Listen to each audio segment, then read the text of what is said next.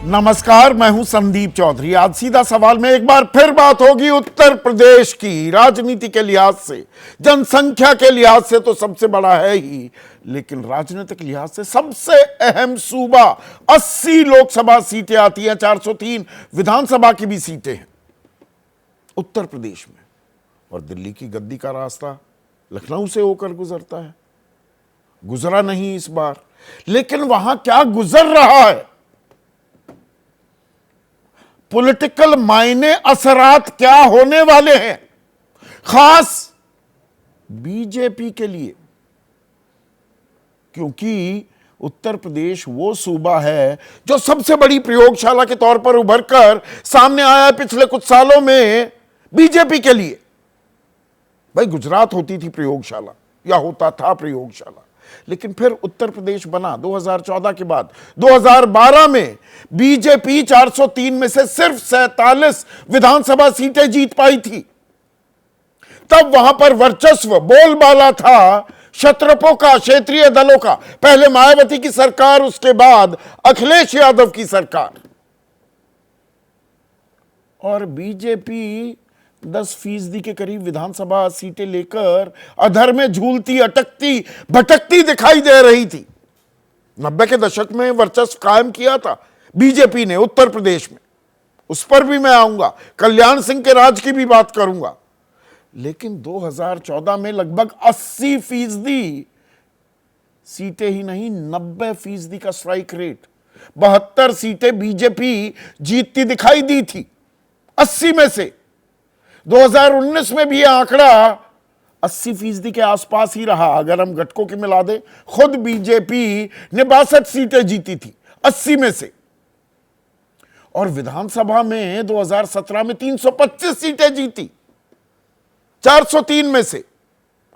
लेकिन इस बार 29 सीटें घट गई, 62 से फिसली, और ऐसी फिसली, ऐसा स्लाइड हुआ बीजेपी के फॉर्च्यून्स में कि 33 पर आकर अटकी। किसी को उम्मीद नहीं थी 33 का यह आंकड़ा, बीजेपी को तो कतई नहीं। एग्जिट पोल औंधे मुंह गिरे थे। पत्रकार, जानकार, राजनीतिक विश्लेषक जो थोड़ा कमतर भी मान रहे थे बीजेपी के परफॉर्मेंस को, 33 का आंकड़ा दरअसल कोई नहीं कह रहा था। बल्कि विपक्ष, समाजवादी पार्टी खेमे में भी एक प्लेजेंट सरप्राइज के तौर पर यह खबर आई कि वो सबसे बड़ी पार्टी बन गए हैं लोकसभा चुनाव में उत्तर प्रदेश में। तो वहां पर क्या हो रहा है? पिछले 4 दिनों में यह तीसरा कार्यक्रम मैं कर रहा हूं, डिकोड करने के लिए कि उत्तर प्रदेश में क्या हुआ। 1 महीना 11 दिन हो चुके हैं, चुनावी नतीजे आए। मैंने कल आपको बताया था कार्य समिति की एक बैठक हुई, उसमें भय और भ्रम फैला दिया विपक्ष ने। कांग्रेस भस्मासुर है, समाजवादी पार्टी को ताकीद की, नसीहत भी दी।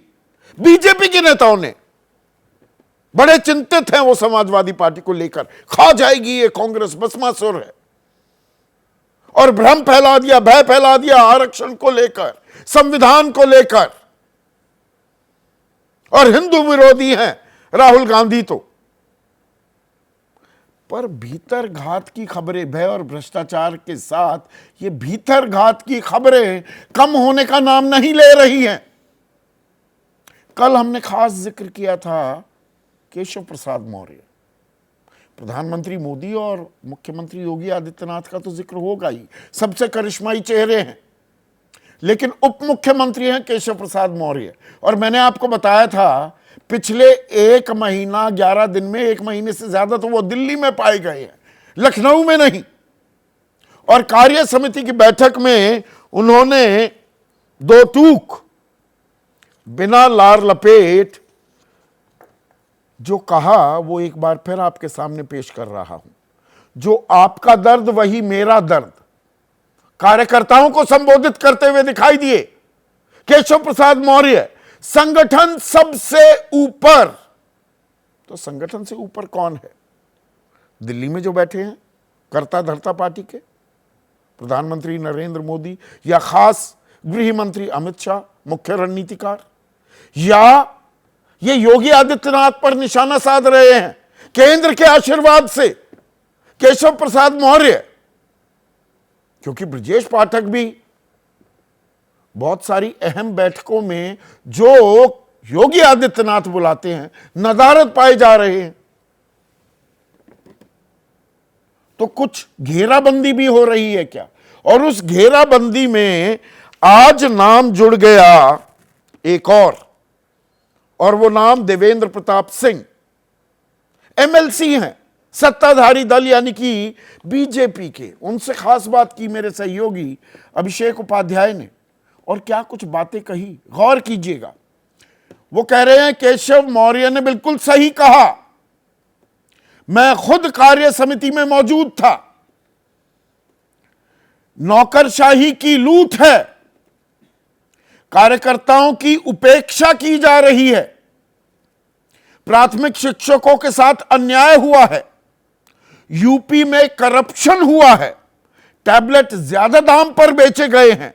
इसे ठीक नहीं किया गया तो स्थितियां भयावह होंगी। नौकरशाह सरकार के खिलाफ साजिश कर रहे हैं, कार्यकर्ताओं की घोर उपेक्षा हुई है, वो हताश और निराश होकर घर बैठ गए हैं। अधिकारियों ने दुगने दामों में आउटडेटेड स्मार्टफोन खरीदा है, भ्रष्टाचार हुआ है, राजकोष से लूट हो रही है, इसकी जांच होनी चाहिए। स्थितियां भयावह ना बने इसके लिए जरूरी है कि सच को स्वीकार करे सरकार, उसका समाधान करे। इनमें से एक भी वाक्य हल्के में नहीं लिया जा सकता। और यह विपक्ष आरोप नहीं लगा रहा है, सत्ता पक्ष के ही एक विधायक, विधान परिषद के सदस्य, एक एमएलसी बाकायदा ऑन कैमरा कह रहे हैं। और यही बात नहीं थमती है, देवेंद्र प्रताप सिंह ने मुख्यमंत्री को चिट्ठी भी लिख दी है, और इसमें डिजिटल हाजिरी जो अनिवार्य बनाई गई है, इस पर भी सवाल उठा दिए। अब ये अनायास तो नहीं होता। राजनीति में जब ऐसे दांव पेंच और ऐसी जोर आजमाइश हो रही हो, मैं सोच समझकर शब्दों का चयन कर रहा हूं, यह जोर आजमाइश हो रही है अलग अलग कैंपों में, तो ये किसके इशारे पर हो रही है और निशाना किस पर है? और अभी पलटवार का भी इंतजार करना होगा क्या? क्योंकि पहली नजर में यहां पर निशाना कहीं ना कहीं योगी आदित्यनाथ पर साधा जा रहा है। पर योगी आदित्यनाथ देश के राजनीतिक लिहाज से सबसे अहम सूबे के मुख्यमंत्री भी हैं, and he is no pushover. प्रधानमंत्री नरेंद्र मोदी के बाद सबसे करिश्माई नेतृत्व या नेता और सबसे ज्यादा मांग देश के हर हिस्से में किसी भी चुनावी रैली में अगर किसी की होती है तो योगी आदित्यनाथ की। पर अब आप देखिए, थानों में भ्रष्टाचार, योगी आदित्यनाथ की छवि क्या बनी? बुलडोजर बाबा, कुशल प्रशासक, अ स्ट्रॉन्ग एडमिनिस्ट्रेटर। पर एक और नेता और इनके अहम सहयोगी, एक सतरंगी बहुरंगी एक तस्वीर भी पेश की गठबंधन की। बीजेपी ने कोशिश किया, यह प्रयोग था, मैंने इसीलिए प्रयोगशाला, सबसे बड़ी प्रयोगशाला कहा उत्तर प्रदेश को बीजेपी के लिए, क्योंकि यहां पर कमंडल, भाई राम मंदिर पूरी की पूरा एक आंदोलन चला ना 90 के दशक में, यहीं बाबरी मस्जिद ढाई गई और यहीं अब प्राण प्रतिष्ठा भी हुई थी 22 जनवरी को। तो कमंडल और मंडल दोनों को साधा गया इसी सूबे में। अब वहां पर जो मंडल की ताकतें हैं, एक लाभार्थी जाति भी बनाई और पिछड़ों को अपने साथ साधा बीजेपी ने। उसमें संजय निषाद, ओम प्रकाश राजभर जैसे नेता भी थे। संजय निषाद क्या कह रहे हैं कि आप बुलडोजर चलवाएंगे, लोगों के घर गिराएंगे, तो वो वोट दे देंगे क्या? अब जिस बात पर ताल ठोकी जा रही थी, ताली बजाई जा रही थी, मजमा लूटा जा रहा था बुलडोजर बाबा कहकर, उसी पर सवाल संजय निषाद उठा रहे हैं। किसके कहने पर? कि माफिया बदमाशों के घर पर चलाइए, आम आदमी के घर पर क्यों चला रहे हैं? ये सवाल पहले कहां गए थे और ये सवाल इस वक्त क्यों उठाए जा रहे हैं? उनकी अपनी राजनीतिक जमीन भी खिसकती दिखाई दी है। ठेकेदारी उन्होंने कुछ जातियों की थी। मैं संजय निषाद, ओम प्रकाश राजभर की बात कर रहा हूं। जो असल कार्यकर्ता थे उन्हें ले उड़े अखिलेश यादव अपने साथ, और उनके इलाकों में जीत भी दर्ज कर ली।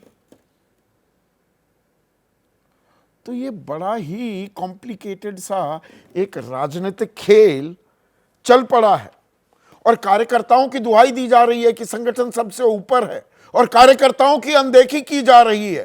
कार्यकर्ता, संजय निषाद कह रहे हैं कि बहुत से कार्यकर्ता मन ही मन वो हाथी, साइकिल या हाथ के साथ हैं और हमारे खिलाफ काम कर रहे हैं। यह भी बयान दिया है संजय निषाद ने। और पहले ही बीएलओ की तो बात आई, ब्लॉक लेवल ऑफिसर्स जी, कार्यकर्ताओं के नाम काट दिए। तो ये किसके कहने पर हुआ? ये राज्य सरकार को कटघरे में डालने की कोशिश की जा रही है क्या? और ऐसे में याद आता है 1997 से 1999 का वो काल, जब कल्याण सिंह मुख्यमंत्री हुआ करते थे। सितंबर 1997 से नवंबर 1999, जब उन्हें आखिरकार हटा दिया गया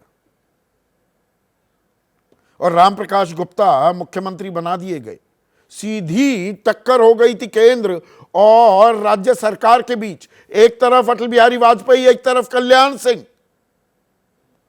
और इसका असर क्या हुआ था? जहां 1998 में जब दूसरी बार, पहले 13 दिन के लिए 96 में बने थे प्रधानमंत्री अटल बिहारी वाजपेयी, 1998 में बने, एनडीए की सरकार बनी, तो 57 सीटें बीजेपी यूपी में जीतने में कामयाब हो गई थी।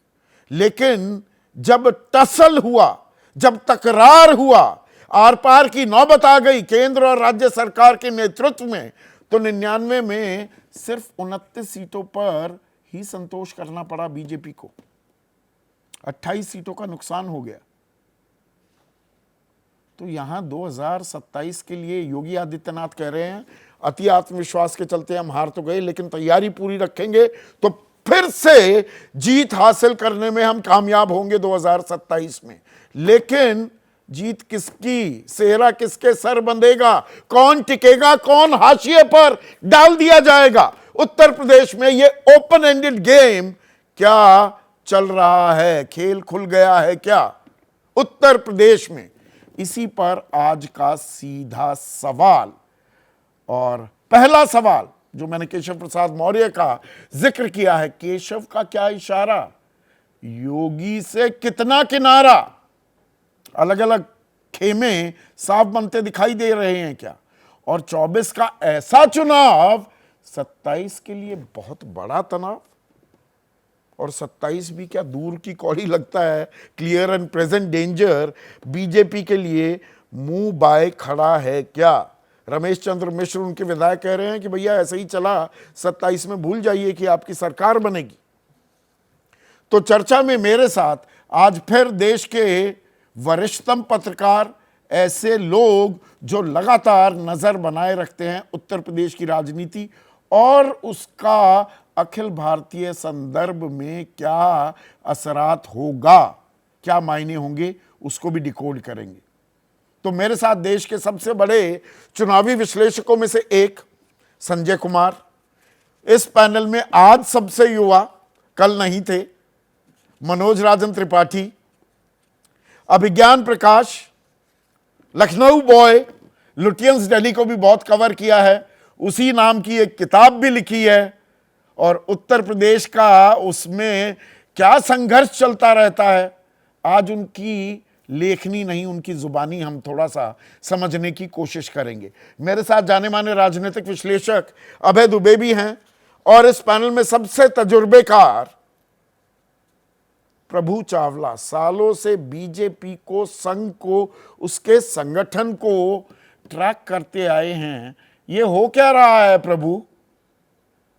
बीजेपी की अगर हम बात करें, सरकार और संगठन में तकरार साफ जो दिखाई दे रही है, इसके मायने क्या हैं? क्या संकेत मिल रहे हैं? संदीप, आपके सीधे सवाल के और उसके जवाब जो आपने दिए हैं खुद ही, उसके ऊपर तबसरा करना पड़ेगा अब, क्योंकि काफ़ी बातें आप जो कही हैं जो सच हैं, जिसके ऊपर तबसरा हो सकता है, परंतु सवाल आपने काफ़ी उठाए हैं। एक तो कास्ट बेस का पे सवाल उठाया आपने, उसके बाद सेंटर वर्सेस स्टेट का सवाल भी उठाया। मैं जो कहूँगा कि यूपी के अंदर जो हुआ, जिसके वजह रिजल्ट आया, जो आपने खुद ही आंकड़े दिए हैं, उसी को रिपीट करूँगा मैं दोबारा से।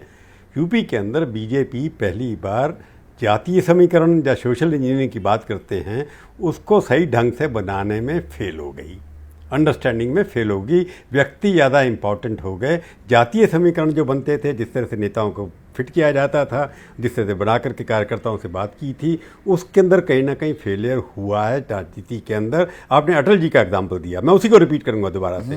अटल जी ने जब कल्याण सिंह को उठाया तो उनके टकराव होगा, जिसकी आज बात कर रहे हैं कि योगी जी और सेंटर में टकराव है, जो मेरे को लगता नहीं है कहीं है, परंतु तब तो दिखाई देता था कि मैं देखता था, अंदर से हो रहा था कि सुदर्शन जी जब आरएसएस के चीफ थे, वो कैसे बीच में पड़े, और बाकी भी लोग यहाँ के पत्रकार थे जो मशहूर थे, कल्याण जी के किताब के साथ थे, वो जाकर के बातचीत करके भी आए थे। किस तरह से उनको हटाया गया था उसको मैं जानता हूँ, पर कल्याण सिंह क्योंकि बैकवर्ड क्लास के बड़े नेता उभर करके आए थे और आरएसएस से उनका बड़ा अच्छा संबंध था, तो उनको हटाने से जो रामप्रकाश गुप्ता बताया गया बनिया कमेटी से, उसके बाद कास्ट समीकरण सारे के सारे मिट गए, क्योंकि रामप्रकाश गुप्ता नॉन एंटिटी थे सारे के सारे, क्योंकि जो चॉइस की गई थी राम गुप्ता, उसकी वजह से उसका रिजल्ट आपको 99 में दिखाई दिया, ये सीटें कम होकर के। आज के परिप्रेक्ष्य में देखें, केशव प्रसाद मौर्य भी आरएसएस से कमिटेड, संघ से कमिटेड व्यक्ति हैं, परंतु वो कल्याण सिंह नहीं है। तो आप उसका कहे केशव प्रसाद मौर्य को जितना हम तवज्जो दे रहे हैं, कार्यकर्ता दूर है, अपना चुनाव खुद हार गए, उसके बाद भी डिप्टी चीफ नहीं, मैं एक सेकंड प्रभु, मैं ये नहीं कह रहा हूं कि केशव प्रसाद मौर्य कल्याण सिंह की भूमिका में है। मेरा सवाल ये था कि कल्याण सिंह की भूमिका में लाने की योगी आदित्यनाथ को कोशिश की जा रही है क्या, और केशव प्रसाद मौर्य किस भूमिका में है, और किसके इशारे पर यह खुलकर खेमेबाजी सामने आ रही है तो मेरा सवाल ये था। मैं खेमेबाजी सवाल जो चुनाव कल बैठक समीक्षा हुई, उसके अंदर कई किस्म की बातें की गई कि सब, जैसे आपने कहा कि नड्डा साहब ने कहा कि कांग्रेस वाले ये कर रहे हैं वो कर रहे हैं, हार तो दूसरे को, जैसे आपने कई बार कहा कि success is many father failure than none, तो उसके अंदर प्रॉब्लम जो यूपी के अंदर बार बार आ रही है कि ये एक ग्लैमरस है, एक एंटी सिंह जिसे कहते हैं कि आप कि मोदी वर्सेज योगी नहीं डिस्कस करेंगे या शाह वर्सेज योगी डिस्कस नहीं करेंगे तो टीआरपी या हम लोगों की डिस्कशन पूरी नहीं होगी। हमें को कोई डिस्कशन डिबेट के लिए चाहिए, पर सवाल ये मानते हैं कि कैंडिडेट की सिलेक्शन में गलती किसने की। उत्तर प्रदेश के अंदर जातीय समीकरण के अंदर भी फेल हुए, और चुनाव करने के अंदर जो कैंडिडेट्स के अंदर चुनाव उनको रिपीट किया गया बार बार, और जो आयाराम गैराम के लोगों को टिकटें दी गई जातियों को गिनो करके, उसकी वजह से उनकी हार हुई। जातीय समीकरण को समझने में बीजेपी की गलती हुई और कैंडिडेट्स के चुनाव के अंदर भी गलती हुई, और जहाँ पर 10 साल की इनकम्बेंसी सेंटर की तो थी, परंतु अगर आप इलेक्शन देखें कि 2014 के अंदर अगर आप 71 सीटें जीते थे, 2019 में घट करके 63 पर भी आई थी। उसके बाद जब 22 का चुनाव हुआ असेंबली का, पहले 17 के अंदर हुआ, फिर 22 के अंदर हुआ, हाँ। 27 में 300 से ऊपर सीटें मिली, 325 थी जो 255 हुई, तो पर वो ऐसी घटत नहीं थी वो हाँ। कि आधी में आकर अटक जाए, और ये 29 का आंकड़ा ही दरअसल एक बड़ी वजह बना कि बीजेपी अपने दम पर 272 यानी कि बहुमत का आंकड़ा नहीं छू पाई। मैं पूरी बात एक्सप्लेन करने की कोशिश कर रहा हूं, तो करने दीजिए, क्योंकि असेंबली में हार का परसेंटेज लोकसभा की परसेंटेज की हार से ज्यादा कम था। पिछली बार सीटें कम हुई, अगर 10 सीटें पार्लियामेंट में कम हुई तो उसके हिसाब से 70 सीटें असेंबली में कम होनी चाहिए थी, उतनी नहीं हुई, उससे थोड़ी कम हुई। इसी बार भी यही हो रहा है कि पार्लियामेंट सीट जो हो रही है उसके अंदर काफ़ी बड़ी हार हुई है। असेंबली का जब लोग देखा जाएगा, परंतु ये बात करके मान करके चलिए कि यूपी के अंदर भीतरघात की बजाय अपने कार्यकर्ताओं को इग्नोर करना, जो आपने बात की है, जातीय समीकरण को नहीं लेना, और कैंडिडेट्स की इनकम्बेंसी 2 तरह की थी, 3 तरह की थी। एक तो एमपी का इनकम्बेंसी, एक सरकार की, स्टेट गवर्नमेंट की इनकम्बेंसी, दूसरी सेंट्रल गवर्नमेंट की इनकम्बेंसी। और दूसरा देखिए, केशव प्रसाद जो अयोध्या के आसपास के लोग जो हैं, जितने भी हैं, उस तरफ सारी पार्लियामेंट की सीट हार गई लोग बीजेपी, और गोरखपुर के आसपास ये सारी जीत गई। तो अपने आप में क्या कहता है, ये मैसेज क्या दे रहा है? ये आप खुद ही समझ सकते हैं कि दोनों रीजन के अंदर जो आसपास हैं 200 किलोमीटर के अंदर, उसके अंदर एक तरफ बीजेपी साफ जीत जाती है सब सीटों पर, दूसरी सब सीटों पर सफाया हो जाता है। तो इसका मतलब योगी के प्रति कोई ऐसी बात नहीं है कि योगी की वजह से ही हारे हैं। मेरा कहने का मतलब ये है कि जो आया राम गया राम करते रहते हैं आप, जिन लोगों को डिफेक्ट करके रहे हैं, उसमें से कितने परसेंटेज आ रहे हैं बीजेपी के अंदर? जो अभी अंदर की बातचीत जो मैं बता रहा हूँ, ये चर्चा पिछले 2 महीने से चल रही है कि अब हमारी जो नीति है दूसरी पार्टियों से ला करके देश को खड़ा कर दें यहाँ पर, वो अब फेल होती चली जा रही है। जैसे बाई इलेक्शन के अंदर हुआ, 13 में से 10 जीते गए, और बीजेपी छोड़ करके जो लोग गए थे, कांग्रेस छोड़ के जो गए थे, उनको बीजेपी ने टिकट दिया, लगभग सारे के सारे हार गए। बिल्कुल। तो ये लेसन अपने आप बताता है कि आपको जो एक्सपेरिमेंट किया था, जो आपने एक्सपेरिमेंट किया 10 साल की दूसरी पार्टी को तोड़ करके, उनके बड़े नेता लेकर के अगर आप आएंगे, वो अब हारते चले जाते हैं, उनकी वैल्यू नहीं है। बीजेपी का कार्यकर्ता तो बीजेपी का कांग्रेसीकरण, कांग्रेस मुक्त भारत बनाने चली थी बीजेपी 2014 में, पर बीजेपी का कांग्रेसीकरण बीजेपी को भारी पड़ रहा है। आप ये कह रहे हैं? अब मैं कह रहा हूं बीजेपी अब कांग्रेस मुक्त होनी चाहिए। बीजेपी के अंदर जो कांग्रेस के लोग हैं उनको निकाल देना चाहिए, ऐसी मांग उठ रही है। बीजेपी को कांग्रेस मुक्त करो, ऐसा नारा लगना शुरू हो गया। बीजेपी को कांग्रेस मुक्त करो, ये चल रहा है। कोई ऐसी घेराबंदी नहीं हो रही है मनोज? योगी आदित्यनाथ की जो घेराबंदी 98-99 में कल्याण सिंह की हुई थी, ऐसा है, या साफ साफ खेमेबाजी दिखाई दे रही है? केशव प्रसाद मौर्य जो खुलकर बोल रहे हैं, वो किसी की शय पर तो बोल रहे हैं, वो ऐसे ही तो नहीं बोल रहे हैं, और उन्हीं को कोट करके बाकी नेता भी फिर हमलावर हो रहे हैं।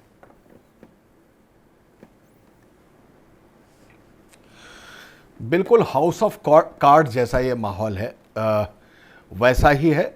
बीजेपी के कांग्रेसीकरण का मसला एक मसला हो सकता है, लेकिन वो नेशनल लेवल पर हो सकता है। हम मुद्दे पर है उत्तर प्रदेश में जो चल रहा है, और जो कल्याण सिंह की तस्वीर आपको दिखाई दे रही है, जो घटना आपको याद आ रही है, मुझे लगता है अगर आपको याद हो तो कल्याण सिंह ने एक बयान दिया था उस वक्त कि अटल बिहारी वाजपेयी भाजपा का मुखौटा है। तो मुझे लगता है कि मोदी का मुखौटा पहनने की जो होड़ है, मुखौटा दरअसल कल्याण सिंह ने नहीं, गोविंदाचार्य ने कहा था, और ब्राह्मणवादी साजिशकर्ता कल्याण सिंह ने करार दिया था अटल बिहारी वाजपेयी को। जी जी जी जी जी जी जी जी जी वो सारे लोध नेताओं का मसला ही था। वो उमा भारती, कल्याण सिंह, ये सारे लोग उस वक्त एक हो गए थे, और उस वक्त ये सारी बातें सामने आ रही थी, तो कल्याण सिंह सामने थे, और आज के हरिसाक्षी या जितने भी लोग थे वो एक अलग खेमे में शामिल थे उस दौरान। और यही इस बार भी दिखाई दे रहा है। केशव प्रसाद मौर्य जब प्रदेश अध्यक्ष बनाए गए थे, तो उनके नेतृत्व में 2014 का चुनाव सबसे ज्यादा सीटें भारतीय जनता पार्टी लाई थी। केशव प्रसाद मौर्य को पूरी तौर पर उम्मीद थी कि मुख्यमंत्री उन्हीं को बनाया जाएगा। लेकिन यह बात सही है कि संघ से जो एक नाम चला, जो कोई नहीं जानता था, एक्चुअली इधर पूरी तरीके से किसी को नहीं पता था, लेकिन अचानक योगी आदित्यनाथ का नाम आया, और केशव प्रसाद मौर्य जो एक महत्वाकांक्षा, या कोई भी चाहता है कि वो एक कुर्सी मिले उसको मुख्यमंत्री की, वो लेना चाहते थे, नहीं मिली उनको। उसके बाद उनको उप मुख्यमंत्री पर अपने आप को कंप्रोमाइज करना पड़ा। लेकिन हां, उसके बाद संगठन और सरकार के जो झगड़े शुरू हुए, उस झगड़े में केशव प्रसाद हारे भी, उनको दूसरे जरिए से लाया गया सदन में, फिर उनको उप मुख्यमंत्री बनाया गया, और इस बात पर लगातार ऐतराज है कि नहीं, केशव प्रसाद मौर्य को उप मुख्यमंत्री नहीं होना चाहिए। बात इस बात की है कि जो कार्यकर्ताओं का मसला चल रहा है, वो कार्यकर्ता, मंत्री, विधायक, इन सबकी सुनी क्यों नहीं जा रही है? कार्यकर्ताओं का पसंदीदा बनने की भी एक होड़ है क्या? क्योंकि कार्यकर्ता सबसे ऊपर है, मैं तो पहले कार्यकर्ता हूं, ये अब केशव प्रसाद मौर्य कहते सुनाई दे रहे हैं। कार्यकर्ताओं में सबसे पसंदीदा कौन है, इसकी भी होड़ है, और इसी में राजनीतिक नफा नुकसान आका जा रहा है क्या? संदीप जी, कार्यकर्ताओं का पसंदीदा कौन है ये एक स्टेप पहले का मसला हो गया है। आज की तारीख में माना जा रहा है कि कार्यकर्ता ही सबसे ऊपर है, पार्टी ही सबसे ऊपर है। ये मैसेज एंटी गवर्नमेंट है और अपनी ही गवर्नमेंट के खिलाफ है ये, कि सरकार बाद में है, संगठन पहले। किसको बताया जा रहा है? कब आती है ये बात कि सरकार बाद में है और संगठन पहले है? जब सारी नाराजगी सरकार से, प्रदेश अध्यक्ष भी तो यही कह के चले गए कि कार्यकर्ताओं का सुनना अब हमारे लिए जरूरी हो गया, यानी नहीं सुना जा रहा था। बताइए क्या संगठन ने कार्रवाई की? आनंद शुक्ला ने आरके पटेल का विरोध किया, आरके पटेल ने आनंद शुक्ला का विरोध किया, और कुकर्म और जैसी बातें भी सामने आई। बालियान और संगीत सोम के खिलाफ क्या कार्रवाई हो गई? इसी तरीके से कुशीनगर में विधायक और वहां के जिला अध्यक्ष के कार्यकर्ताओं के बीच जूतालात हो गई इस चुनाव के बाद, कि तुमने हराया कि उसने हराया, इस पर जूतालात हो गई। बृजभूषण शरण सिंह पूरे तौर पर चिल्लाकर कहते हैं कि योगी मुख्यमंत्री है, नेता तो मेरे मोदी है। क्या कार्रवाई हो गई? यानी और संजय निषाद अब कह रहे हैं बोलने वालों को कि 6 साल के आप बुलडोजर चलवाएंगे, लोगों के घर गिराएंगे, तो वे वोट देंगे क्या? ये तो सीधा योगी आदित्यनाथ की घेराबंदी हो रही है ना। ये किसके इशारे पर हो रही है? जैसा प्रभु भी कह रहे थे, आपने पहले कहा योगी आदित्यनाथ, तो ये 33 सीटें भी आई, उसमें योगी आदित्यनाथ की भूमिका बहुत अहम है कि इतनी भी आ गई, वरना और दिक्कत हो सकती थी। गलत तो नहीं मैं रीड कर रहा हूं आपके बयानों को, पिछले कुछ दिनों में जो हमने चर्चाएं की हैं। मैं वहीं पे आ रहा हूं। अयोध्या और राम मंदिर, ये इंसेप्शन ऑफ द पार्टी है भारतीय जनता पार्टी की। इसी तरीके से एम्बलम बन गए अवधेश पासी। ठीक इसी चीज को अगर आप देखिए तो यह मुद्दा जब सामने आता है कि योगी आदित्यनाथ के ही खिलाफ सब लोग बोल रहे हैं कि, और इधर से यह बोला जा रहा है कि टिकटें नहीं दी जा रही हैं। सीधी तौर पे जो मैंने वहां से बात शुरू की थी मुखौटे वाली, तो यह सारा झगड़ा मोदी का मुखौटा पहनने के लिए है। और मोदी की जब मैं बात करता हूं तो व्यक्ति की बात नहीं करता हूं, पद की बात करता हूं। तो उस पद का मुखौटा पहनने की यह सारी होड़ है कि कौन पहले होगा। और इसमें योगी आदित्यनाथ का कद बहुत बड़ा है अगर यूं देखा जाए नेशन वाइड। और जो बुलडोजर एम्बलम बन गया था लॉ एंड ऑर्डर के लिए उत्तर प्रदेश में, उस एम्बलम को डेंट करने का यह मसला है कि बुलडोजर को लेकर अब तमाम तरीके के एंटी बयानात दिए जा रहे हैं, वो भी विद इन पार्टी। सीधी बात है, लगातार यही कहा जा रहा है, सब इसको समझ रहे हैं। अब विज्ञान प्रकाश, जो ये राजनीतिक तबला बजाया जा रहा है, क्योंकि आप तबला बहुत खूबसूरत बजाते हैं, तो ये राजनीतिक तबला जो बजाया जा रहा है, ये दरअसल लड़ाई है मोदी के बाद कौन, अमित शाह होंगे या योगी आदित्यनाथ होंगे। इसलिए अखाड़ा बना हुआ है आज की तारीख में उत्तर प्रदेश। हाँ बिल्कुल, और मुझे 100% उम्मीद थी। लेकिन सबसे पहले प्रभु चावला के कमेंट पे मैं रिएक्ट करूंगा। बहुत बढ़िया बात उन्होंने कही कि बीजेपी को कांग्रेस मुक्त करो। मैं जानबूझकर इसलिए कह रहा हूं कि जब अपने उर्स पे थी बीजेपी हाल के समय में, तो नारा देती थी देश को कांग्रेस मुक्त करो। तो प्रभु जी ने बहुत बढ़िया उसका उत्तर दिया है कि बीजेपी को कांग्रेस मुक्त करो। अटल जी और कल्याण सिंह वाली कहानी हमने सबने सुन ली, हमने भी बहुत करीब से देखा क्या हुआ था। इंपॉर्टेंट पॉइंट बस 2 है, और सीधा बोलूंगा, इधर उधर लपेट के, और कोई उसका मसला नहीं है। सीधा हमेशा से रहा है। इंदिरा गांधी का जमाना हो, अटल बिहारी वाजपेयी का जमाना हो, मोदी का जमाना हो, सेंट्रल वर्सेस वहां का जो नेता होता है उत्तर प्रदेश का, मेरी किताब पढ़ लीजिएगा, उसमें बहुत सारे ऐसे घटनाओं का जिक्र है। उसमें सीधा टकराव होता है, और टकराव होता है नियंत्रण की वजह से। पहली बात। दूसरी बात जो आपने बहुत सही बोली, और इसी को एक्सपैंड करने की जरूरत है, कि क्या योगी की लोकप्रियता को देखते हुए प्रयास अब एक हिस्सा ये करेगा कि उनको नया कल्याण सिंह बना दिया जाए, क्योंकि कल्याण सिंह जब निपटे तो दोबारा कभी उनका रिवाइवल नहीं हुआ, उसके इतिहास पे हम नहीं जाएंगे। ये बहुत अच्छा मौका है योगी को, तमीज से राजनीतिक में बात कर रहा हूं, निपटा देने का, जो भी उनके विरोधी होंगे। तीसरी बात मैं आपको निजी तौर पर बताता हूं, टेलीविजन पे कह सकता हूं, कोई दिक्कत नहीं है। ज्यादातर लोग जो लखनऊ में राजनीति करते हैं हम सबके जानने वाले हैं, पुराने बहुत सारे जानने वाले हैं। तो कई लोगों के पिछले 24 घंटों में फोन आए और उन्होंने स्पष्टतः पूछा कि भाई किस तरफ जाए। जब वो ये प्रश्न पूछ रहे हैं आपसे कि किस तरफ जाए, ऐसी मतलब चर्चा जो होती है, तो पानी कोई की clear है धारा कि किस तरफ गोमती जाए। नदी में किस तरफ रास्ता तो प्रवाह लखनऊ जा का रहा है, दिल्ली से आता है। हाँ, धारा किस तरफ बह रही है। बस बिल्कुल सीधी बात कि तेल की धार किस तरफ है, लखनऊ से दिल्ली का रास्ता निकल के आता है। ये तो आजादी के बाद की कहावत है, तो कोई नया तो नहीं हो रहा सन 2024 में। तो मेन चीज तो ये है कि बिल्कुल सही प्रभु चावला ने कहा कि ये कॉन्फ्लिक्ट, पर इससे जो कास्ट अभी ठाकुरवाद का मोदी 4 के साल बाद में कौन ये पहले दिन से पोजीशनिंग में योगी आदित्यनाथ पर- बीजेपी अपना नुकसान तो नहीं हो भाई, पार्टी का संगठन का लगातार ह्रास हो रहा है, नुकसान हो रहा है।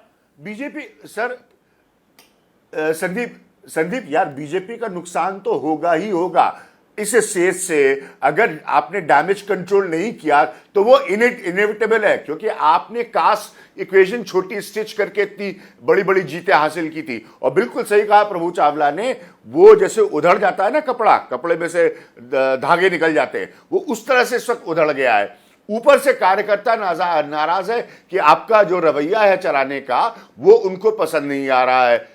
तो जब ये दोनों कॉन्फ्लिक्ट आपके सामने हैं कि कास्ट भी गड़बड़ है, ठाकुरवाद की इमेज का बहुत ही लोकप्रिय मुख्यमंत्री है, कार्यकर्ता नाराज है, तो धीरे धीरे वो सिलाई खुल रही है। तो जब वो सिलाई खुलेगी, हारने के बाद बहुत सारी चीज़ों की सिलाई खुलती है। अभी अंग्रेजी का आप लोगों ने जुमला इस्तेमाल किया कि सक्सेस हैज मेनी फादर्स, तो वो सिलाई खुल रही है और वो आगे बीजेपी के लिए खुलेगी। चैलेंज बीजेपी का है, सिलाई कंट्रोल खुल क्या कर रही पाती है, ये रफू बात भी हो सच सकता है, कि अपना वेट दोबारा अपना- बुना जा सकता है ढांचे को, या ये एक अहंकार। अब मैं राष्ट्रीय स्वयंसेवक संघ के सर्वे सर्वा सरसंघ चालक मोहन भागवत के वो शब्द भी याद दिलाना चाहूंगा। 4 जून के नतीजों के बाद उन्होंने अहंकार की बात की थी। ये तो अहंकार हो गया ना, पद के लिए लड़ाई, आगे कौन बीजेपी को लीड करेगा। पर आपकी सबसे बड़ी प्रयोगशाला में सब कुछ एक अफरा तफरी का माहौल भी बन गया। देखिए, अभी तो भारतीय जनता पार्टी की हालत खस्ता है, अफरा तफरी है, लेकिन मैं ये नहीं मानता हूं कि उसको रफू नहीं किया जा सकता है।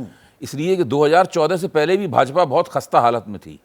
तो भाजपा के आला कमान ने एक रणनीति बना के एक निर्णय लिया कि किस तरीके से राज्यों के स्तर पर, जिलों के स्तर पर पूरे नेतृत्व को सुधारना है। फिर नामजदगी के जरिए पार्टी का उत्तर प्रदेश में ओबीसीकरण किया गया, उसका बहुत फायदा हुआ भारतीय जनता पार्टी को, और वो लगातार 10 वर्ष तक उस फायदे को उठाती रही भाजपा। अच्छा, अब अचानक ऐसा हुआ है कि भारतीय जनता पार्टी की उत्तर प्रदेश में और देश के दूसरे जगहों पे भी छवि ऐसी बन गई है कि ओबीसी वाली बात जो है ऊपर से कही जाती है, लेकिन दरअसल है नहीं मामला। मामला वही है कि ब्राह्मण ठाकुर बनिया को ही प्रमुखता देने वाली पार्टी है। ये जो ब्राह्मण बनिया पार्टी का जो बना, जो प्रभु जी कह रहे थे कि जातिगत समीकरण नहीं ठीक बनाए गए हैं, तो उससे काफ़ी गड़बड़ी हुई है। और भारतीय जनता पार्टी का जो सोशल बेस है, वो सोशल बेस काफ़ी हिल गया है। नहीं, उसी इसमें की वजह से कार्यकर्ता ओबीसी का वोट भी वोट- हटा और दलित वोट भी भाजपा से हटा। जो कार्यकर्ता पर इतनी तरजीह तवज्जो दी जा रही है, भाई कार्यकर्ता ही आधार है, कार्यकर्ता सबसे बड़ा है, कार्यकर्ता क्या चाह रहा है? क्या उनसे भी कुछ था ली जा रही है, या लोगों के बीच ऐसे ओपन बैठक हो जाएगी, सब चुपचाप बैठे रहते हैं? दरअसल अब आप वाराणसी की समीक्षा थोड़ा की है ना, आपने लखनऊ की समीक्षा की। वाराणसी में भी 10 लाख के अंतर की बात हो रही थी, 1.5 लाख का अंतर रह जाता है। तो समीक्षा खुले मन से ऐसे हो रही है, और कार्यकर्ताओं को जब बात कही जा रही है, दरअसल पर्दादारी भी हो रही है के साथ साथ। देखिए, मैं तो बहुत दिनों से कहता आ रहा हूं कि भारतीय जनता पार्टी को कार्यकर्ता आधारित पार्टी कहना एक मिसनोमर है। मतलब जो है वो थी किसी ज़माने में, लेकिन अब नहीं है। और जैसे जितने अगर लंबे अरसे तक आपके पास सत्ता रहती है तो कार्यकर्ता की पहलकदमी वैसे ही खत्म हो जाती है। अब खुद कहा ना, संघ की तरफ से ये कहा गया है, इंद्रेश ने कहा है, साथ में रतन शारदा ने ये कहा है कि कार्यकर्ता को तो पार्टी की योजना, सरकार की योजनाओं का प्रचारक बना दिया गया। तो जैसे ही प्रचारक बनाया गया, कार्यकर्ता की पहलकदमी खत्म हो गई। जब पहलकदमी खत्म हो गई तो कार्यकर्ता फिर डोरमेंट हो गया, उदास सुस्त हो गया। और फिर मोदी जी की गारंटी, सब कुछ मोदी जी के ऊपर ही सारा फोकस हो गया। अब तो उसकी दीनदयाल वजह से- उपाध्याय जी। मार्ग पर जो राष्ट्रीय मुख्यालय है बीजेपी का, वहां आम कार्यकर्ता जाने में वो 10 बार नहीं वो हिचकिचाता है। असंभव है, वहां जाना ही, वहां प्रवेश ही असंभव है। हाँ। जब अमित शाह पहली बार अध्यक्ष बने थे पार्टी के, उससे पहले स्थिति ये थी कि कोई भी उस दफ्तर में जा सकता था, आ सकता था। अमित शाह ने किस तरीके से उसको नियंत्रित किया, ये एक कहानी है बाकायदा, और इसके बारे में लिखा भी जा चुका है कि किस तरीके से उन्होंने लोगों का वहाँ प्रवेश वर्जित किया, एक बिल्कुल डिस्ट्रिक्ट मजिस्ट्रेट की तरह, जिलाधीश की तरह वहाँ बैठे और पूरी अपनी ब्यूरोक्रेसी बनाई और वो सब किया। तो वो सब तो अब भारतीय जनता पार्टी पहले ऐसी पार्टी नहीं रह गई है, उसमें कार्यकर्ता के पास कोई पहलकदमी नहीं है। और ये जो कार्यकर्ता का जो यहाँ पे क्रंदन हो रहा है उत्तर प्रदेश में, इसमें मैं सब लोगों से ही सहमत हूँ कि ये योगी आदित्यनाथ को कमज़ोर करने की उनके खिलाफ फाइल बन रही है। मैं पहले भी कह चुका हूं, और मैं निश्चित रूप से ही जानता हूं कि हम लोग ये चर्चा टीआरपी बढ़ाने के लिए नहीं कर रहे हैं। हम केंद्र वर्सेस जो केंद्र बनाम आदित्यनाथ वाली चर्चा कर रहे हैं। ऐसा नहीं है कि हम टीआरपी बढ़ाने के लिए हमने ये मुद्दा, एक बेकार का मुद्दा है, इसको हम ले आए हैं सामने, और दरअसल इसका कोई आधार नहीं है। आपका इसका साफ निश्चित रूप मानना से एक आधार है। योगी आदित्यनाथ का पत्ता काटने की तैयारी इस पूरी 100% खेमेबंदी में आपको दिखाई देती है। भाई, जब भूपेंद्र चौधरी ने 5 मुद्दे बताए पत्रकारों को जांच पड़ताल के बाद में, अनौपचारिक रूप से बताए, लेकिन उनके अपने मुंह से उन्होंने बताए, तो उसके अंदर पहला मुद्दा यह था कि अधिकारियों ने मदद नहीं की। हालांकि अपने आप में बहुत फूहड़ बात है कि अधिकारी कोई भारतीय जनता पार्टी के एम्प्लॉय तो ही ना है, लेकिन उन्हें उम्मीद थी कि मुख्यमंत्री कोशिश करके अधिकारियों से भारतीय जनता पार्टी की चुनावी मदद करवाएंगे। तो ये तो सीधा सीधा मुख्यमंत्री के ऊपर ठीकरा फोड़ना हुआ। मुख्यमंत्री की कुछ भी, तो आपने मुख्यमंत्री के कहने पर टिकट नहीं दिए, मुख्यमंत्री के हाथ में कोई प्रबंधन नहीं दिया। मान लीजिए कोई वोटरों का समुदाय नाराज था तो उसको मनाने की जो जिम्मेदारी आपका मुख्यमंत्री दर्द को नहीं वही दी गई। मेरा दर्द, संगठन सबसे ऊपर, बुलडोजर, जो क्रोनोलॉजी बन रही है बयानों की, राजनीतिक संदेश क्या मिल रहा है संजय? आप तो देश के सबसे बड़े चुनावी विश्लेषकों में से हैं, और अभी 10 उपचुनाव भी आने वाले हैं। मतलब चुनाव का सिलसिला तो रुकता नहीं है। वो उत्तर प्रदेश में ना हो, पर महाराष्ट्र हरियाणा में भी चुनाव है, और ऐसा नहीं है उत्तर प्रदेश में जो हो रहा है उसका असर बाकी जगह नहीं दिखेगा। या मैं गलत तो नहीं कह रहा? नहीं, आपने चुनावी क्रोनोलॉजी की बात की, और उस क्रोनोलॉजी में अभी एक घटना होनी बाकी है, वो यूपी के 10 विधानसभा चुनाव का उपचुनाव, और इसके बाद हरियाणा और महाराष्ट्र का चुनाव। तो उस क्रोनोलॉजी में जो पूरा एक नैरेटिव निकल के तब आएगा जब ये 10 विधानसभा के उपचुनाव होंगे और उनके नतीजे आएंगे। लेकिन जो सारी चर्चा हो रही है और जितना घटनाक्रम चल रहा है यूपी में, मुझे भी बहुत साफ लगता है कि योगी को, जो हिंदी शब्द है, निपटाने की पूरी कोशिश हो रही है। और योगी आदित्यनाथ को भी इस बात का आभास शायद होने लगा है, और अगर नहीं होता तो जैसे आप कह रहे हैं केशव प्रसाद मौर्य मीटिंग में नहीं आए, और उन्होंने जो स्टेटमेंट दिया, एक बड़ा स्टेटमेंट है, अत्यधिक आत्मविश्वास पार्टी को नुकसान कर गया। और ये अगर अत्यधिक आत्मविश्वास संकेत किस ओर दे रहा है, किसने आत्मविश्वास जताया? अत्यधिक आत्मविश्वास, मुझे लग रहा है साफ साफ है प्रधानमंत्री नरेंद्र मोदी का जो नारा है 400 पार 370 पार। तो ये जब आप ये स्टेटमेंट दे रहे हैं तो कहीं लग रहा है, जो कहते हैं ना, कॉर्नर्ड हो गए हैं। अब आपको लगता है कि अब छटपटाहट है और अब खेमा खोलना पड़ेगा, अब मोर्चा खोलना पड़ेगा। तो मोर्चा कब खोलता है आदमी? जब उसे लगता है कि मुश्किलें आ रही हैं और उनके कॉर्नर करने की कोशिश की जा रही है। सारा घटनाक्रम इसी बात का है कि कैसे योगी आदित्यनाथ पर ठीकरा फोड़ा जाए और एक तरह से उनको दरकिनार किया जाए, और यूपी में नेतृत्व परिवर्तन हो और यूपी की सरकार, यूपी की पार्टी को अपने कब्जे में किया जाए। मुझे लग रहा है अगर हम बीजेपी के अतीत पर नजर डालें संजय, जो नेता बागी भी हुए हैं वो करिश्माई नेता थे, चाहे कल्याण सिंह की हम बात करें या हम उमा भारती की बात करें, या गुजरात में शंकर सिंह वाघेला और नरेंद्र मोदी के बीच में ही सीधी टक्कर हो गई थी। तब नरेंद्र मोदी को दिल्ली भेज दिया गया था, हरियाणा और हिमाचल का प्रभारी बनाया गया था। जब ये शतरप या रीजनल लीडर्स केंद्रीय नेतृत्व या संगठन को के साथ दो हाथ करने के लिए सामने आते हैं तो मुंह की खाते हैं। ये भी बताता है बीजेपी का इतिहास, उसका अतीत हमें। बिल्कुल, आपने ठीक कहा, कई नेताओं का नाम ले, और अगर आप कर्नाटक में भी चले जाएं, येदियुरप्पा को भी देखें, वो बीजेपी से बाहर गए, अपनी पार्टी बनाई, कोई सक्सेसफुल नहीं हुए, वापस पार्टी में आए। तो तमाम अगर ऐसे उदाहरणों को देखेंगे तो बीजेपी से जो नेता बाहर जाते हैं, भले ही कितने कद्दावर नेता रहे हो, लेकिन जब वो बाहर जाते हैं उनका कद बहुत छोटा हो जाता। अगला ही चुनाव या चुनाव के नतीजे इस बात की ओर संकेत कर देते हैं कि पार्टी के अलावा, पार्टी से अगर आप बाहर जाएंगे तो आपका कद छोटा है, आपका कद पार्टी ने बड़ा किया है। ये जरूर है कि आपके स्वयं की पॉपुलैरिटी होगी। तो अगर आप शिवराज सिंह चौहान की बात करें, एक तरह से मुझे लगता है कि जिस तरह से उन्होंने एक तरफ पार्टी को जीत दिलाई, लेकिन उनको मुख्यमंत्री नहीं बनाया जाता है। काफी छटपटाहट दिखाई पड़ती थी, लेकिन मुख्यमंत्री नहीं बनाया जाता, अब केंद्र में मंत्री हैं। अगर, मुझे लगता है इस बात का उनको एहसास था कि अगर आप बगावत के सुर उठाएंगे तो शायद नतीजे नहीं, अच्छे पर ये नहीं होंगे। बागी सुर जो लेकिन हैं, क्या अनलाइकली क्वार्टर्स से अभय योगी आदित्यनाथ को समर्थन भी मिल सकता है? जैसे शिवराज सिंह चौहान हैं या राजनाथ सिंह या नितिन गडकरी, बहुत से लोग वरिष्ठ नेता हैं बीजेपी के, जिनके बारे में कहा जाता है कि वो खुलकर अभी कुछ बोल नहीं रहे हैं, लेकिन वो मौजूदा सूरत हाल से कुछ ज्यादा मुतमईन नहीं है, ज्यादा सहज नहीं है।